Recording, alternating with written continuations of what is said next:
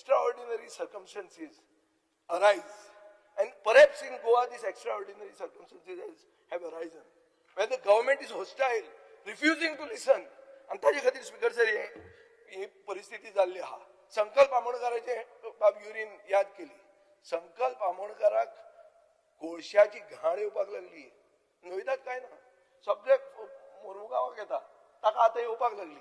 कित्याक इलेक्शन आयलां, ताणें जर नाक बंद केलें, दोळे बंद करूं येता, नाक बंद करूं जायना. कोळसो आतां तो इतलो लो क्वॉलिटी कोळसो अडानी हाडटा आनी तो डोमान बी काय हँडलिंग करना, तो ओपन हँडलिंग करता.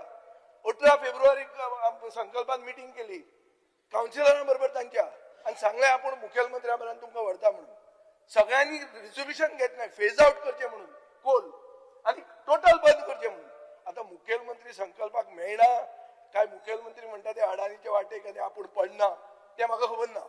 पूण कोंत इतलें की ते कावन्सिलर वचून युरीक नाल्यार म्हाकाच मेळटात ते फुडें पावत ना, ते सायडीन पावत ना.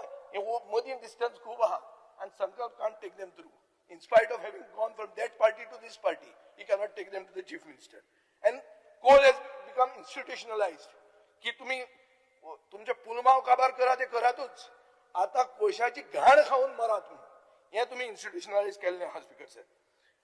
डबल ट्रॅकिंगांची दादागिरी चलता साऊथ वेस्टर्न रेल्वेची, इतली दादागिरी चलता की it is equivalent to the दादागिरी वी सी इन आज जे ते वांयगणकाराक मारला ते भशेन दादागिरी चल्ल्या.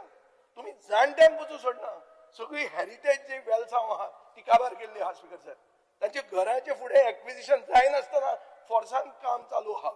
आनी म्हाका हातून लॉ एंड ऑर्डर गोंयांत बनाना रिपब्लीक कित्याक न्ही हे स्पीकर सर प्रश्न पडटा.